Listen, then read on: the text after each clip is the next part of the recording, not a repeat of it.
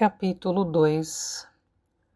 Mesmo as pessoas que tiveram a vida enriquecida pelo conhecimento, às vezes veem escapar pelos dedos seus conceitos sobre a existência, sua fé no invisível e até a noção de que as dores e os prazeres do passado ocorreram de fato, quando acontece de se mudarem de repente para outra terra, onde os moradores nada sabem sobre a sua história e não compartilham de suas ideias, onde a mãe natureza exibe um colo diverso e a experiência humana apresenta outras formas, diferentes daquelas nas quais se nutriu sua alma.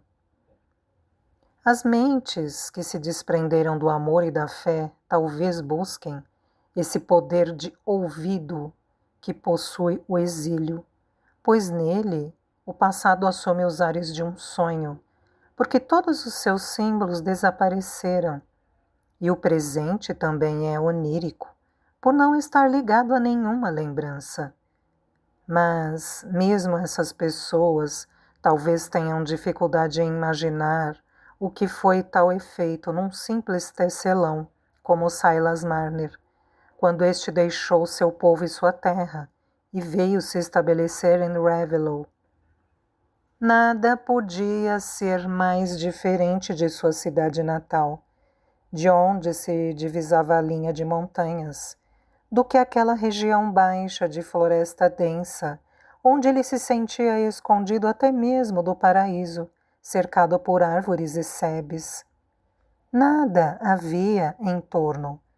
Quando ele se levantava de manhã e, ao espiar lá fora, via os espinheiros pejados de orvalho e as fileiras de tufos de capim que pareciam ter qualquer relação com a vida no pátio do Lampião, que um dia fora para ele o santuário da mais excelsa providência. As paredes de cal, os pequenos bancos onde com um murmúrio abafado se sentavam figuras conhecidas e onde primeiro uma voz, depois outra, num tom peculiar de súplica, emitiam frases a um só tempo obscuras e familiares, como um amuleto usado no peito. O púlpito onde o pastor ensinava sua doutrina inquestionável, balançando-se para a frente e para trás, segurando o livro da mesma velha maneira. As próprias pausas entre os dísticos dos hinos, à medida que eram cantados, e as vozes recorrentes que os entoavam, tudo isso um dia fora para Marner o canal das influências divinas, a morada de suas emoções religiosas, a representação da cristandade e do reino de Deus na terra. Um tecelão que lê palavras duras em seu livro de orações não conhece abstrações, assim como a criança que nada sabe sobre o amor materno, mas apenas conhece um rosto e um colo aos quais recorrer em busca de refúgio e nutrição. E o que poderia ser mais diferente do mundo do pátio do Lampião do que o mundo de Raveloe? Os pomares descuidados pelo excesso de frutos, a enorme igreja junto ao vasto cemitério, para os quais os homens olhavam de longe, descansando à porta de casa em plena hora da missa. As faces avermelhadas dos fazendeiros, caminhando pelas estradas e entrando no Rainbow. As granjas onde os homens comiam suas refeições fartas e dormiam junto à lareira, e onde as mulheres pareciam dispostas a juntar um estoque de linho para uma vida inteira. Nenhuma palavra, pronunciada por lábios de Raveloe, seria capaz de despertar a fé adormecida em Silas Marner e fazê-lo sentir uma pontada de dor. Nas primeiras eras do mundo, nós sabemos, acreditava-se que cada território era habitado e regido por suas próprias divindades, de forma que um homem poderia atravessar a fronteira e se ver livre de seus deuses nativos, cuja presença era circunscrita aos rios, aos bosques e às montanhas nos quais ele nascera e crescera. E o pobre Silas tinha vaga consciência de um sentimento semelhante a esse, experimentado pelos homens primitivos quando fugiam, por medo ou tristeza, da presença de uma deidade hostil. A ele, parecia que o poder no qual confiara em vão, nas ruas e nos cultos, estava muito distante desta terra onde se refugiara, onde os homens viviam em abundância despreocupada, nada sabendo ou necessitando daquela fé, que para ele se transformara em amargura. A pequena luz que ele possuía tinha raios tão tênues que a crença frustrada se transformou num toldo de espessura, suficiente para cercá-lo com a escuridão da noite. Seu primeiro gesto após o choque fora entregar-se ao trabalho no tear, e foi o que continuou fazendo, de maneira incansável, sem jamais se perguntar por quê, agora que chegara a Raveloe. Entrava pela noite trabalhando, para terminar a toalha de mesa da senhora Osgood, antes do combinado, sem nem pensar no dinheiro que receberia por isso. Tecia como se fosse uma aranha, por puro impulso, sem refletir. O trabalho de qualquer homem, se realizado de forma constante, tende a se transformar num fim em si mesmo, preenchendo assim as lacunas de amor em sua vida. A mão de Silas satisfazia-se em manejar a lançadeira, seus olhos em observar os pequenos quadrados de tecido se formando, como resultado do esforço. Havia também o chamado da fome, e Silas, em sua solidão, tinha de preparar o próprio café, o almoço e o jantar. Tinha de ir buscar água no poço e pôr a chaleira no fogo. Todas essas necessidades imediatas, junto com o ato de tecer, ajudavam a reduzir-lhe a vida à atividade inquestionável de um inseto em sua teia. Detestava pensar no passado. Nada havia que despertasse seu amor ou sua amizade, pelos estranhos entre os quais vivia. E o futuro era só negror, pois não havia um amor maior que velasse por ele. O pensamento fora retido pela mais absoluta perplexidade, agora que suas antigas e estreitas sendas se tinham fechado, e a capacidade de amar parecia ter morrido sob a dor do ferimento que lhe atingira os nervos em cheio.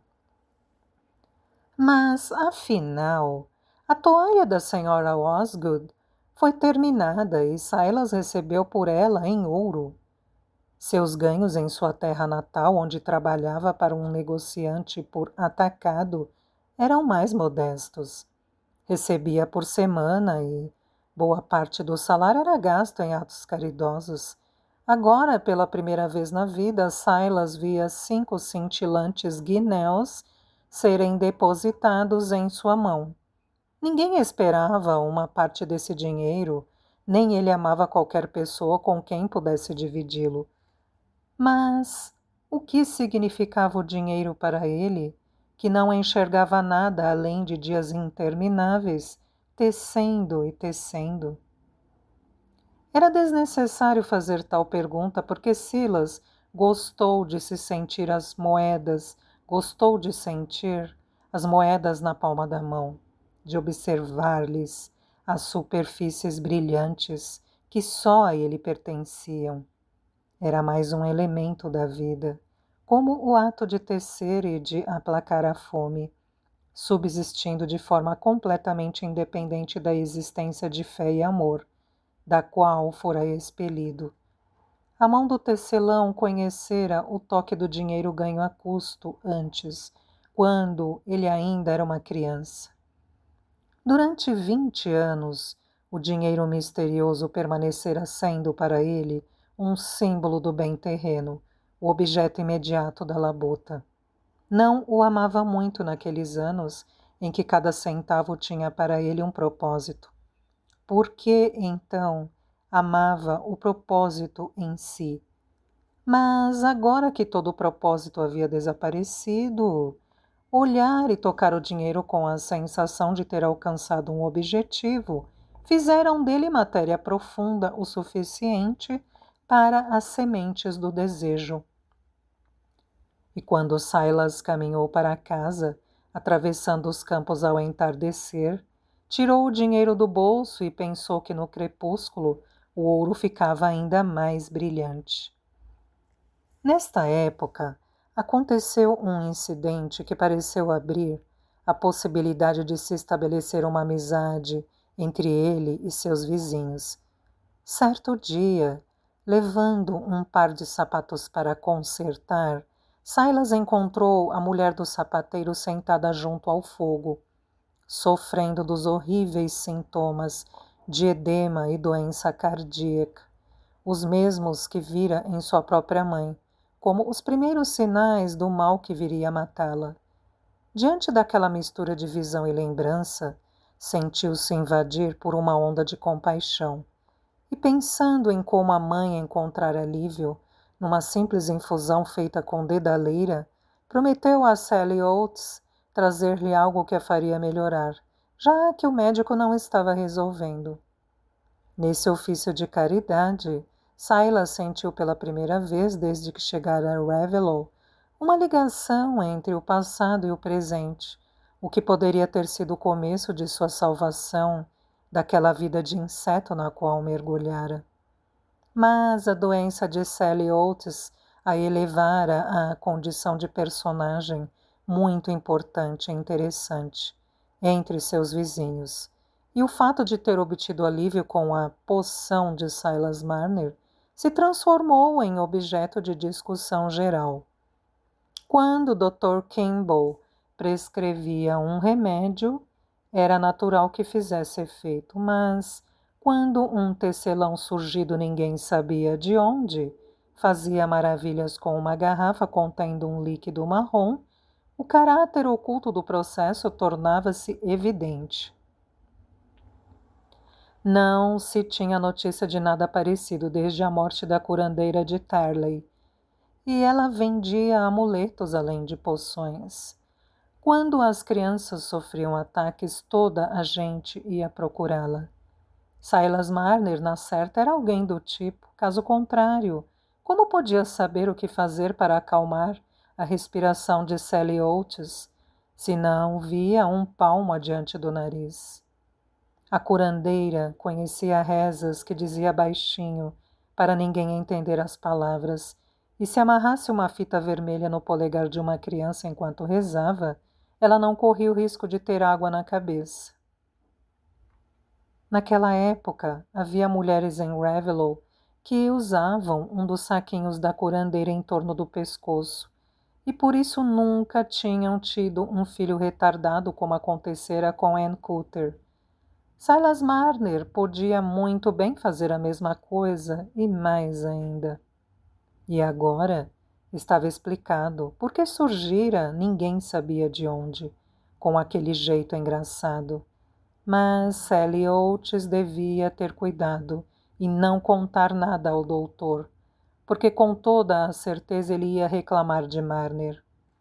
Sempre ficava furioso quando ouvia falar da curandeira, chegando a ameaçar as mulheres que se consultavam com ela, dizendo que não iria mais atendê-las. E foi assim que de repente Silas viu sua casa transformada em objeto de romaria de mães, querendo um amuleto contra a coqueluche ou para voltar o leite, e por homens em busca de uma poção contra reumatismo ou quistos nos dedos. E para não ouvir um não como resposta, os consulentes já traziam moedas de prata nas mãos. Silas poderia ter feito um bom negócio com amuletos e as poucas ervas que conhecia, mas dinheiro nessas condições era algo que não o tentava.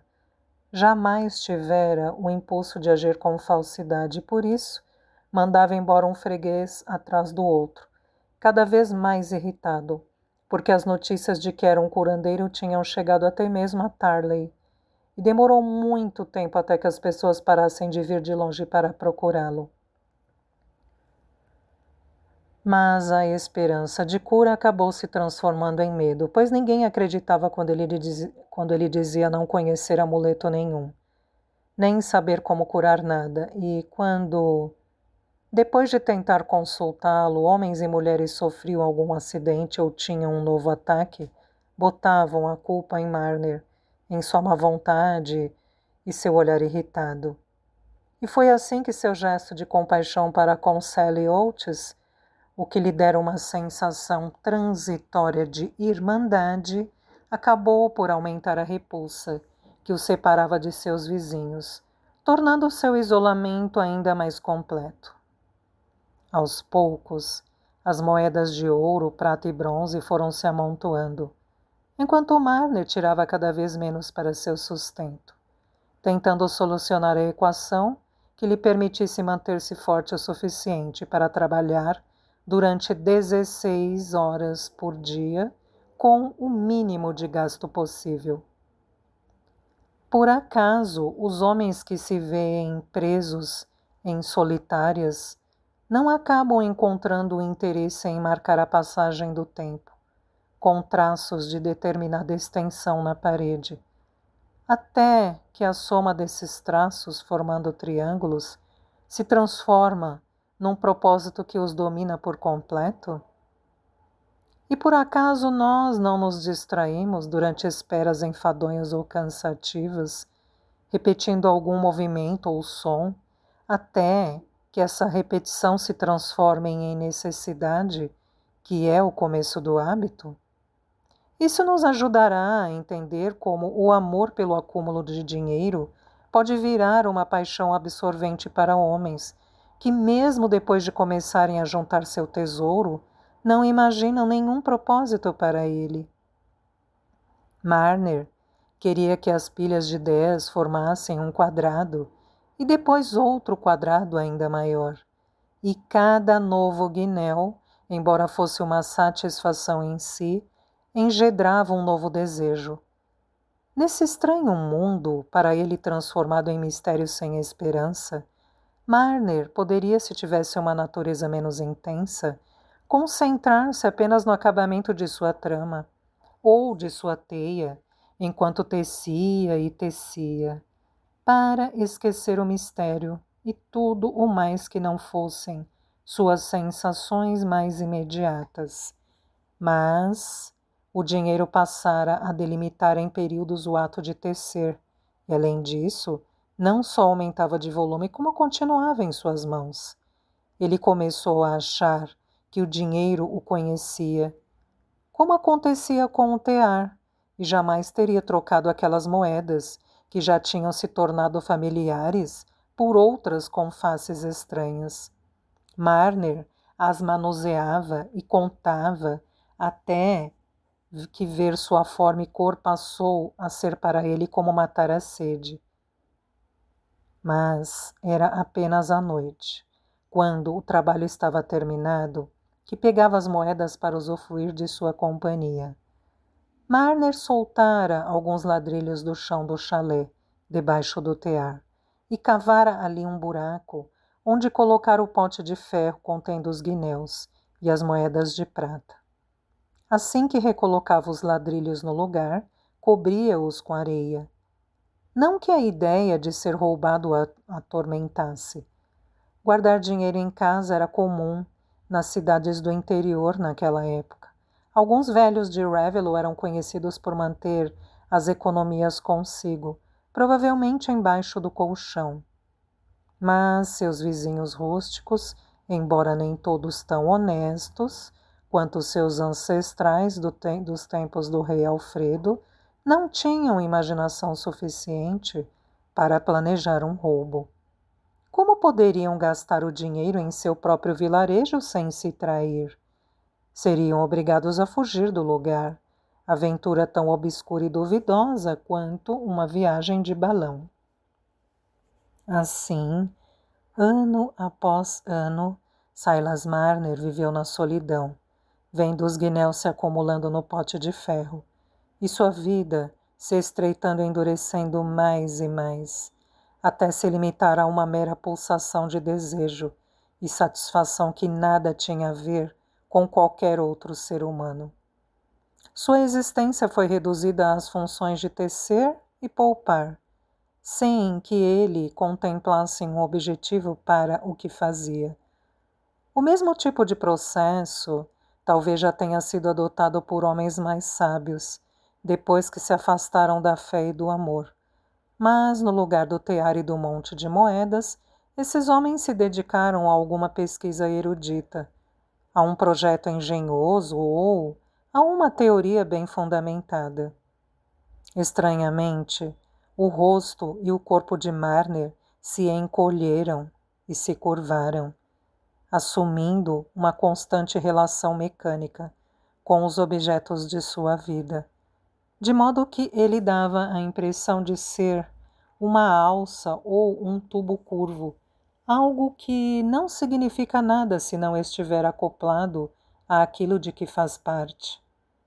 Os olhos proeminentes que antes tinham um olhar sonhador e cheio de esperança, agora pareciam feitos apenas para enxergar coisas pequenas, como um grão minúsculo que não cessavam de buscar. E ele também ficara tão mirrado e amarelo que, embora tivesse menos de 40 anos, as crianças sempre se referiam a ele como o velho Marner.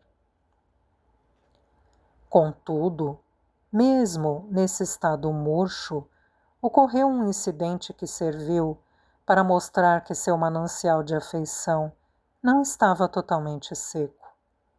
Uma das tarefas diárias de Marner era ir buscar água em um poço não muito distante de casa, e para tal fim levava um pote de barro marrom, o qual considerava um dos utensílios mais preciosos que havia adquirido para si. Aquele pote já era seu companheiro havia 12 anos, sempre descansando no mesmo lugar, sempre oferecendo a ele sua alça de manhã bem cedo, de maneira que sua forma transmitia a Marner uma sensação de ajuda oferecida de bom grado, e sua impressão na palma da mão dava-lhe uma satisfação misturada àquela provocada pela água pura e fresca. Certo dia, quando voltava do poço, tropeçou num degrau e seu pote marrom, caindo com força sobre as pedras que cercavam o poço, quebrou-se em 3 pedaços. Silas recolheu os pedaços e levou-os para casa, com o coração pesado de tristeza. O pote marrom não teria mais utilidade, mas ele juntou os cacos e recolocou o vaso quebrado no mesmo lugar, fazendo um monumento em sua homenagem. Esta é a história de Silas Marner, até o 15º ano após sua chegada a Raveloe. Ele passava o dia inteiro sentado no tear, com os ouvidos repletos de seu som monótono, os olhos baixos para a teia acastanhada que crescia lenta, sempre igual, os músculos movendo-se com tal repetição que qualquer pausa chegava a parecer um retesamento, como se ele tivesse prendido a respiração. Mas à noite chegava o momento do devaneio. À noite, Marner fechava as cortinas, trancava as portas e pegava seu ouro. Havia muito que o monte de moedas se tornara grande demais para caber no pote de ferro, e ele fizera 2 grossos sacos de couro para elas, sacos que não tomavam espaço, mas que se ajustavam flexíveis a qualquer canto. Como brilhavam os guinéus quando escorriam para fora das bocas escuras de couro. As moedas de prata não eram em quantidade muito maior do que as de ouro, porque as grandes peças de tecido, que eram seu principal trabalho, costumavam ser pagas em parte em ouro. Além disso, Eram as moedas de prata que ele usava para suprir suas necessidades básicas, escolhendo sempre os shillings e sixpences para tal objetivo.